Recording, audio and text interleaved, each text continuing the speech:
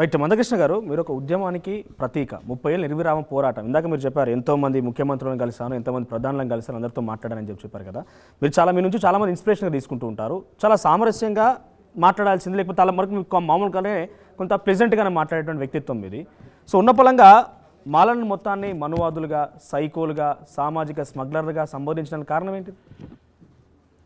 ఆకలైన వాడి బాధను అర్థం చేసుకుంటే మీరు ప్రశ్న వేయరు, అట్లా ఎవరు ఆర్ చేసుకోరు. నేను అంటున్నా, ఒక పేద బిడ్డల తరపున, ఒక పేద జాతి తరపున 30 ఏళ్ళు పోరాటం చేస్తున్నాం. ఓకే, 30 ఏళ్ళ తర్వాత కూడా మేము అడ్డుకుంటాము అని మాట్లాడుతుంటారు. అనుకుందాం, 94లో ఉద్యమం మొదలు పెడితే 97లో విజయం సాధించాం బ్రదర్. దాన్ని అడ్డుకున్నారు, మా నోటికాడు కూడా లాక్కున్నారు. మళ్ళీ 2000 సంవత్సరంలో రాష్ట్రపతి ఆమోదంతో సాధించుకున్నాం. 2004లో అడ్డుకున్నారు. ఓకే, 2004లో కోల్పోయినాక 20 ఏళ్ళు మన ఉద్యమం నిలబెట్టుకుంటూ వచ్చేసాం. 2024లో మన తీర్పు మనకు వచ్చేసింది. ఆయన అడ్డుకుంటామంటారు. కడుపు మండదా బ్రదర్? 3 పూటలు బిర్యానీ తినేటోడికున్న 3 రోజులు తిండి లేనివాడికి మధ్యలో ఆవేదన ఎవరికి ఉంటుంది బ్రదర్? నెంబర్ 1. ఓకే, ఇంకొక విషయం గుర్తు చేస్తున్నాను నేను. వీళ్ళకంటే వర్గీకరణను అడ్డుకుంటామని మాట్లాడే స్వార్థపరం మాల బ్యాచ్ కంటే, మాల మనవాదాల కంటే అగ్రకులాల నయం. ఎట్లా నయం? అంబేద్కర్ కాలం, మండల్ కమిషన్ కాలం, ఈ కాలం, ఈ దేశంలో రిజర్వేషన్ల మీద 3 సందర్భాల్లో బలమైన చర్చ జరిగింది. అడ్డుపడేటోళ్ళు, కావాలంటోళ్ళ మధ్యలో. డాక్టర్ బాబాసాహెబ్ అంబేద్కర్ దళితులకు ప్రత్యేక రిజర్వేషన్లో కావాలని చెప్పి ఉద్యమం జరిపిన రోజుల్లో మేము రిజర్వేషన్లను ఆమోదించమని చెప్పి అగ్రకుల వ్యవస్థ రోడ్డు మీదకి వచ్చేసింది. ఓకే, కానీ అంతిమంగా ఒక 3-4 ఏళ్ళు బలంగా వాదన జరిగింది, కొట్లాట జరిగినట్టుగానే జరిగింది. అంబేద్కర్ను కూడా రిజర్వేషన్ల గురించి బెదిరించారు, మేము ఆమోదించమని చెప్పి. సైమన్ కమిషన్ వచ్చిన కాంచి, రౌండ్ టేబుల్ సమావేశం జరిగిన కాంచి, కమ్యూనల్ అవార్డు ప్రకటించిన కాంచి, గాంధీతో జరిగిన ఒప్పందం ఎర్రవాడ జైల్లో జరిగిన కారికి 4 ఏళ్ళు ప్రధానంగా. అరే, దేశం మొత్తం మీద మేము రిజర్వేషన్ ఆమోదించమని చెప్పి రోడ్డు మీదకి వచ్చిన అగ్రకులాల వ్యవస్థ మళ్ళీ అంబేద్కర్ కోరిక మేరకు, అంబేద్కర్ ఆశయం మేరకు రిజర్వేషన్లు ఆమోదించారు. అడ్డం పడేటోళ్ళు ఆమోదించడానికి 4 ఏళ్ళే పట్టింది బ్రదర్ అంబేద్కర్ కాలంలో. నెంబర్ 1, రిజర్వేషన్ అమలు జరుగుతున్నాయి. ఆ రిజర్వేషన్ల వల్లనే వాళ్ళ నాన్న ఆ స్థాయికి వచ్చిండు, రిజర్వేషన్ల వల్లనే వాళ్ళు ఈ స్థాయికి వచ్చేసారు కదా. మేము రిజర్వేషన్ అనుభవించిన కుటుంబం నుంచి రాలే. Number 1, mandal commission brother. Mandal commission report VP Singh కాలంలో బయటకు పడ్డ తర్వాత మండల కమిషన్ నివేదికను ఆమోదించద్దని చెప్పి అగ్రకులాల వ్యవస్థ రోడ్డు మీదకి వచ్చింది బ్రదర్.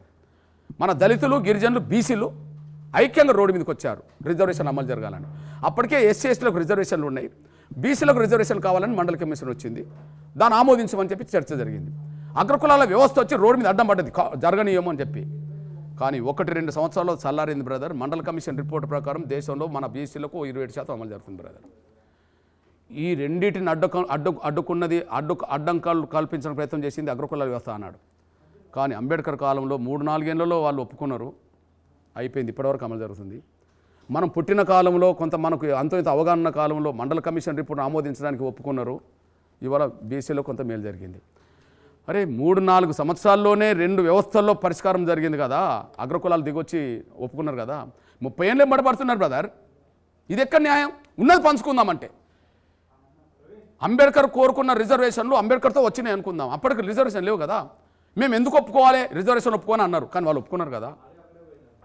మండల కమిషన్ ఆమోదించద్దని చెప్పి అగ్రకులాలు ఉన్నాయి, ఆమోదించడానికి వాళ్ళు అంగీకరించారు కదా. గొడవలు లేవు కదా. కానీ వాళ్ళు సాధించిన, మహనీయులు సాధించిన రిజర్వేషన్లు మండల కమిషన్ రిపోర్ట్ ప్రకారంగా ఇక రిజర్వేషన్లు అమలు జరుగుతున్నాయి అనుకో. వర్గీకరణ కదా బ్రదర్ ఇక్కడ బీసీల వర్గీకరణ ఇక్కడ స్టేట్ గవర్నమెంట్ అమలు చేస్తుంది కదా. నెంబర్ 1, ఎస్సీ వర్గీకరణ అంటే ఏంది బ్రదర్? ఆ మహనీయులు సాధించిన అవకాశాలు అందరం తిందాం, అందరం బాగుపడదాం అని చెప్పి. ఒకే వర్గమే తినడం న్యాయం ఎట్లా అవుతుంది బ్రదర్? అయినా మేము అడ్డుకుంటామని చెప్పి 30 ఏళ్ళు ఎంబడపడుతున్నాం కదా బ్రదర్. 30 ఏళ్ళుగా ఎంబడపడతాం, ఇంకా జరగనీయమంటున్న వాళ్ళను ఏమనాలి చెప్పండి మీరు? మాలందరూ ఇదే విషయం పైన వాళ్ళకు లాభం జరుగుతుందని మీరు పదే మాట్లాడుతున్నారు. సో ఆ లాభం గురించి కూడా వాళ్ళు ఒక సవాల్ చేశారు. ఎస్సీలో 46 స్కీమ్స్ అమలవుతున్నాయి, 59 కులాలు ఉన్నాయి. ఇప్పుడు ఏ స్కీమ్ ఎవరు ఎక్కువ లబ్ధి పొందిరనే విషయం వాళ్ళు కనుక నిరూపించగలిగితే వాళ్ళు ఒక ఛాలెంజ్ చేసి ఒక చెక్ కూడా రిలీజ్ చేసిరు, 30 లక్షల రూపాయలు చెక్ ఇస్తామని. ఆ డబ్బుల విషయం పక్కన పెడితే 30 కోట్లైనా ప్రకటిస్తారు, 300 కోట్లైనా ప్రకటిస్తారు, 3000 కోట్లైనా ప్రకటిస్తారు. వాళ్ళు 1,00,00,000 కోట్ల రూపాయల సంపాదన పర్లేదు కదా. అది పెద్ద సమస్య ఉన్నది. నేను ఒక మాట చెప్తున్నాను, వర్గీకరణ పోరాటం దేని మీద జరుగుతుంది? విద్యా ఉద్యోగ రంగంలో జరుగుతుంది. విద్యా ఉద్యోగ రంగాల్లో మాలలు లబ్ధి పొందిండ్రు, ఎక్కువ లబ్ధి పొందిండ్రు, మాదిగలతో పాటు మిగతా కులాలు నష్టపోయినాయని కమిషన్లు చెప్పినాయి. దాని మీద చర్చ. సుప్రీంకోర్టు తీర్పు ప్రకారం వర్గీకరణ అనేది దేని విద్యా ఉద్యోగ రంగంలో వర్గీకరణ అంశం. ఓకే, సంక్షేమ రంగం గురించి మాట్లాడుతున్నాం. ఓకే, సంక్షేమ రంగంలో లోన్లో భూమిలో జాగలో మీరు తీసుకున్నారు, మాదిగలు ఎక్కువ వచ్చినాయి అనుకుందాం. మీరు అంటున్నారు కదా, ఓకే మాదిగలకు ఎక్కువ వచ్చిన కాడ మాలలు నష్టపోయినట్టే కదా అనుకుందాం. మీ లెక్క వస్తున్నా మాదిగలే ఆర్థికంగా సంక్షేమ పథకాలు ఉపయోగించుకుంటారని మీ లెక్కలు ఉన్నాయనుకో. అంటే మాదిగలు ఎక్కువ అవకాశాలు పొందినప్పుడు మాలలు నష్టపోయినట్టే కదా. మరి మాలలకు మేలు ఎట్లా జరగాలి? వాళ్ళ వాట వాళ్ళకి రావాలి. ఓకే, వాళ్ళ వాటకు మేము ఒప్పుకుంటాం. మాదిగలు ఎక్కడన్నా 2 చోట్ల 3 చోట్ల ఆర్థికంగా ఎక్కువ లబ్ధి పొందిరు అనుకో, ఆడ నష్టపోయింది మాలలే కదా. మరి మాలలకు మేలు జరగాలంటే ఏం జరగాలి? వర్గీకరణ జరగాలి కదా. అందువల్ల సూత్రబద్ధతకు వర్గీకరణ ఒప్పుకుంటే సమస్యలు పరిష్కారం అవుతాయి ఆటోమేటిక్గా. సో మొన్న ఈ మధ్య మీరు ఒక 1,00,000 డబ్బులతో ఒక కార్యక్రమం చేయబోతున్నారు. సో బిఫోర్ దట్ నేను ఒకటి అడగాలనుకుంటున్నా. ఇందాక మీరు అంటూ వ్యక్తిగతంగా రేవంత్ రెడ్డి ఎంఆర్పీఎస్ సహకరించిండు, జెడ్పీటీసీగా ఉన్నప్పుడు, ఎమ్మెల్సీగా చేసినప్పుడు. ఆ తర్వాత మొన్న మీరు కూడా కాంగ్రెస్ పార్టీతోనే ఎస్సీ వర్గీకరణ సాధ్యమైన ఒక స్టేట్మెంట్ పాస్ చేశారు మీరు. ఇప్పుడు మొన్న ఈ మధ్య మీద ఒక స్టేట్మెంట్ చూసాను నేను. ఎస్సీ వర్గీకరణ కోసం ముఖ్యమంత్రి రేవంత్ రెడ్డి అయినా ఎవరైనా కూడా మీరు అడ్డుపడుతున్నారు, మీకు పుట్టగతులు ఉండవని చెప్పిస్తున్నారు. ఇప్పుడు కాదు ఆ మాట అనేది, ఇప్పుడు కాదు.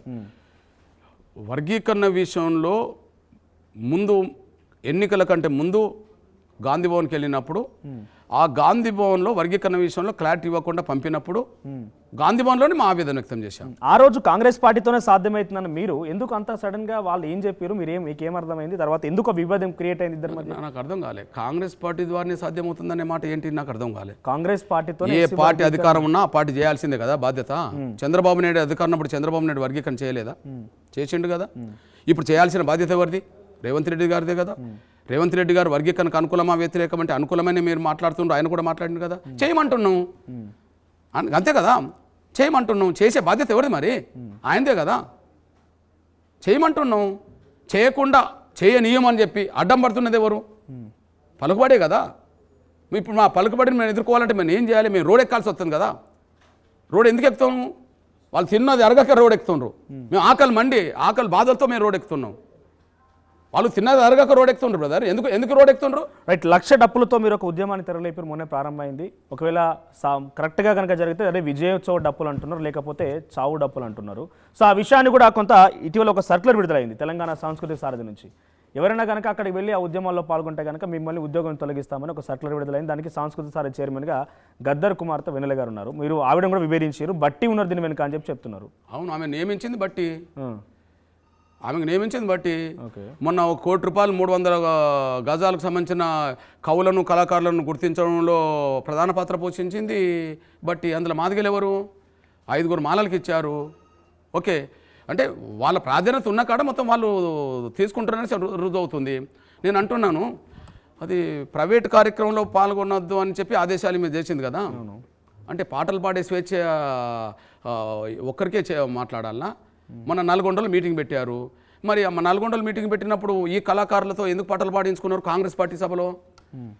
ప్రభుత్వ ఉద్యోగస్తులు వాళ్ళు ఇంతవరకు కాదు, ప్రభుత్వ ఉద్యోగస్తులు నువ్వు గుర్తించలేదు.